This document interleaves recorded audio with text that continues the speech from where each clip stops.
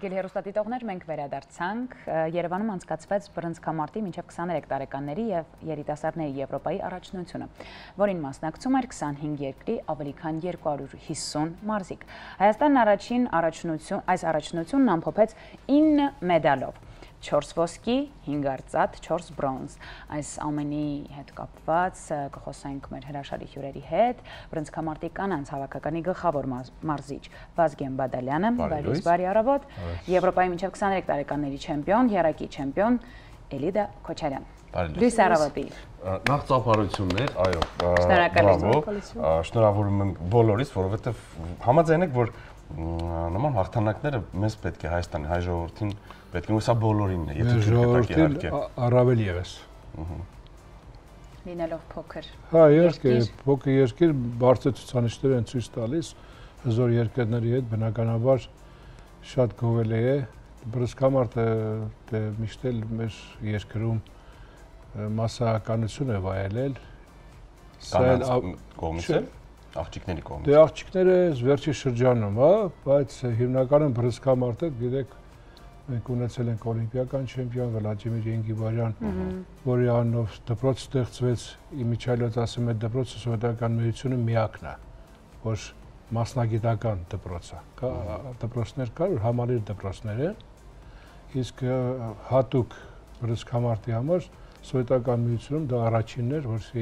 Վլադիմիր Ենգիբարյանի պատվին սախար վերապարակումը տրամադրեցին դպրոց եւ Էլիդանը ներկայացնում է այդ դպրոցը։ Ինչպիսի զգացողություններ ունես, կիսվիր մեզ հետ։ Եվ այս 9 մեդալներից որն է քոնը,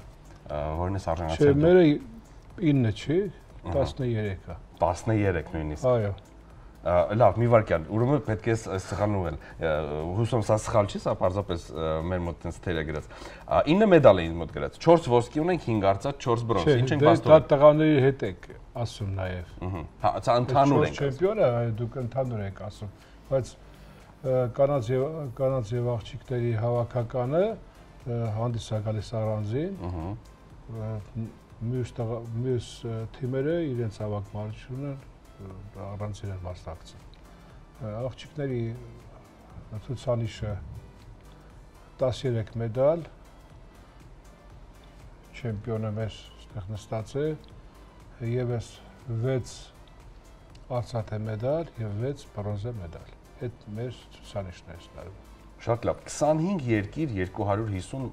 մարզիկ։ Օրինակ այս ցուցանիշները որ կան, ես վստահ եմ դուք հենց առաջին մարդկանցից եք, ով առաջինը եւ քննադատում է, եւ ուրախ է,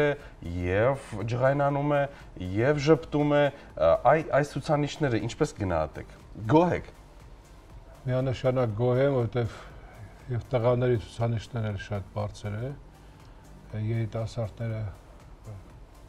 4 չեմպիոն տվեցին, բայց դե գիտեք ինչ կան, դեռ կան արծաթե մեդալակիրներ, որոնք արժանի էին դրան, բայց դե մրցակցությունն է բնականաբար, իմիջիայլոց ասեմ, այդ անցյալ տարի ես երիտասարդների հավաքականն էի, տղաների ղեկավարում, շատ ուրախ եմ, որ այս տարի այդ տղաներից 3-ը, այդ 4-ից 3-ը եկած տղաներն են, շատ լավ մասնակցեցին եւ նաեւ ուզում եմ շնորհավորել ավագ մարզիչներին, գլխավոր մարզչին մեծահասակների, որտեղ 23 տարեկանները մեծահասակների մեջ են մտնում եւ երիտասարդները լավ մասնակցեցին, մենք էլ կարողացանք հնարավորինս անել, որովհետեւ աղջիկների թիմի համալրումը շփարթ է, որովհետեւ երկիրը փոքր է, մասնակցությունը այդքան մասսայական չէ։ Իսկ թվում է այս մրցումներից հետո ավելի մասսայական կդառնա, որովհետև ամեն մի հաղթանակներ այդ երկրում սկսում են մտածել նաև աղջիկները, փոքր աղջիկները։ Նույնիսկ մի շաբաթ առաջ մի ծնող իմ մոտ բերեց, ասում է շատ ասում ինքը անպայման, ասում քանի տարեկան, ասում է 5 տարեկան։ Ասի գիտեք 5 տարեկանը չեն ընդունում բռնցքամարտը, բայց որ շատ է պարտադրել, թող գա ծանոթանա, եւ եկավ մի շշմելու երեխա, գեղեցիկ, սիրուն, ձեռնոցները արդեն առել էին բերել բանի վելը, ես ինչ եմ ուզում ասել, այդ այս մեր չեմպիոնների եւ մարզիչների ներդրումը նաեւ նոր չեմպիոններ են սկսում պարտադրել, որ ներգրավեն տվյալ սպորտաձևով։ Շատ լավ։ Ես ուզում խոսենք Էլդա հետ, ում հետ եք մրցել դուք, ով էր ձեր հակառակորդը, որ երկրի ներկայացուցիչ էր, եւ հետո կխնդրեմ անցնենք արդեն այս մրցանակներին ավելի մանրամասն։ Բայց զգացողությունների մասին եւս կպատմես։ Շատ լավ, երկու մենամարտ եմ ունեցել, առաջինը Սերբիան ներկայացնող մարզուհիներ, երկրորդը Ռուսաստանը ներկայացնող մարզուհին, ավելի դժվար եղավ առաջի մենամարտս, ավելի փորձառու էր, մեծահասակների Եվրոպայի չեմպիոնի հետ եմ մրցել, իսկ երկրորդը ավելի հեշտ եղավ, 5-0 հաշվով կարողացա հաղթել Ռուսաստանը ներկայացնող մարզուհուն, տպավորությունները աննկարագրելի են, քանի որ նախ իմ երկրում էր, որը որ շատ ահավոր պարտավորեցնող էր ու շատ հպարտ եմ, որ իմ առաջ դրված այդ առաջադրանքը շատ լավ կարողացա կատարել ու հենց Հայաստանում կարողացա հայրենի հիմնը հնչեցնել։ Վաու։ Ինչ հրաշալի խոսք ունի։ Միանշանակ։ Շատ հաճախ մենք երբ որ միշտ հյուրընկալում ենք մարզիկների, տարբեր մարզիկների, առաջինը միշտ ինչ նկատվում է եւ ողջունելի է ու դա ըստ իս բացի այն որ տան դաստիարակությունն է նաեւ մարզիչի դերն է շատ մեծ, որ մեր բոլոր մարզիկները շատ համեստ են ու նույնիսկ ունենալով հաղթանակներ միևնույնն է ոչ թե գլուխները բարձր այսպես իրենցից գոհ, հա, նստած են, բայց շատ համեստ ու ճիշտ են իրենց պահում։ Դա ավելի շատ մարզիչի դերակատարումն է այս ամենում, ինչ եք կարծում։ Դա նաեւ գենետիկ բան է, գալիս է իրենց ծնողներից, ճիշտ է որ ասենք, բայց դուք էլ չէ՞ որպես ծնող եք հղկումը այդ կատարվում է մարզիչի մոտ, որտեղ մարզիչի շատ բան է կախված, մենք չենք զբաղվում միայն սպորտաձևով տեխնիկան մատուցելու եւ այլն, այլ մենք դաստիարակում ենք մարդուն։ Սպորտը հոգի կերտվածք է։ Որտեղ այդ համեստությունը, եթե չլինի, կկործանվեն։ Անկառավարելի։ Սխալներ թույլ կտան, փողոցում խոսքը ստաղաների մասին է հիմնականում բան եւ այլն, բայց այդ սպորտաձևի մեջ առանձնահատուկ բռնցքամարտիկներն են, որոնք կարող են, բայց ավելի շատ համեստ են, գիտակցում են նաեւ, որ իրենց այդպես ասած հարվածը շատ ուժը ճիշտ տեղ պետք է կիրառեն։ Իհարկե։ Շատ օրինակ ասեք մեր Հովանես Բաչկովը շատ բավականին լուրջ ցուցանիշներ է, այլ աշխարհի երրակի չեմպիոն, օլիմպիական խաղերի երրակի Եվրոպայի չեմպիոն, բայց պետք է իրան խոսացնես որ խոսա։ Խոսքով շատ համեստ են, բայց դա չի նշանակում, որ այդ ներուժը իրանց մեջ տղամարդկային կամ բռնցքամարտիկ այսպես ասեմ չկա։ Կա ուղղակի ճիշտ են պահում։ Մարզիչների շատ է կախված դպրոցում սովորելը։ Ես օրինակ նախկինում շատ վեց արդյունքներ եմ ցույց տվել, դե բնականաբար Վիգդարչինն էլ է իմ աշակերտը, բայց մինչ այդ էլ սովետականության չեմպիոններ բան եմ տվել, բավականին շատ, ճանաչված Լեռնիկ Պապյան, Սուրեն Օվանյան, Բաբկեն Սարաջած, աշխարհի Եվրոպայի մրցանակակիրներ են։ Ես գնում էի, ծնողները խնդրում են ասում են, դե մի թաղամասից, այս փոքրիկ թաղամաս է,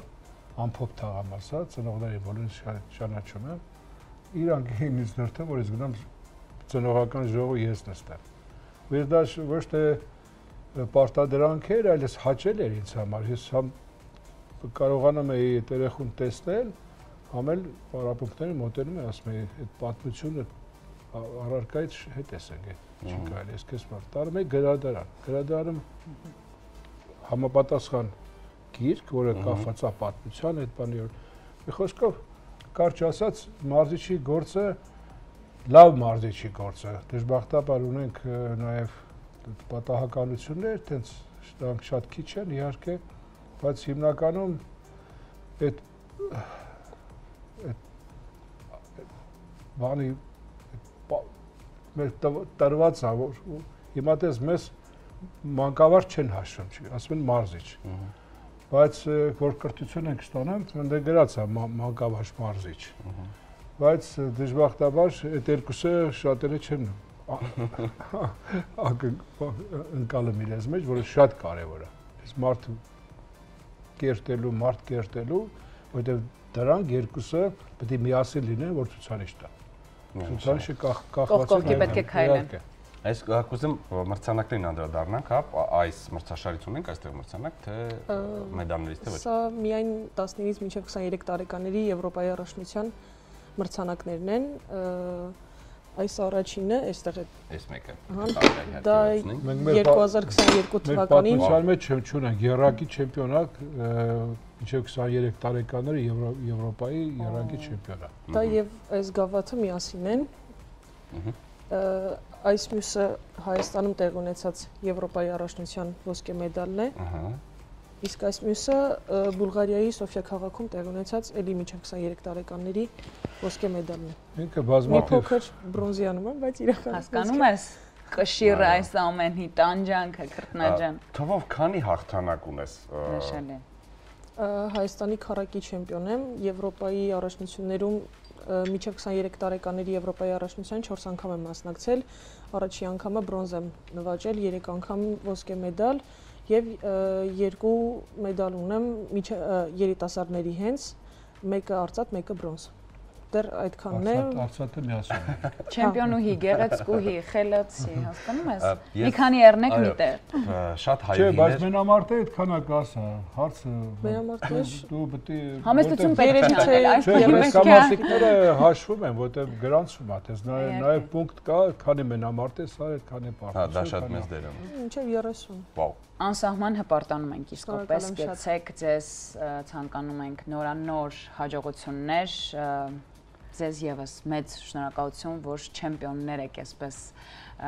դասյարակում, այո, որտեղ մարզչի գործը շատ կարևոր է, երկրորդ ծնող է։ Այո, եւ շատ հայուհիներ, շատ աղջնակներ վստահ եմ, որ հիմա դիտում են մեզ ու իմ կարծիքով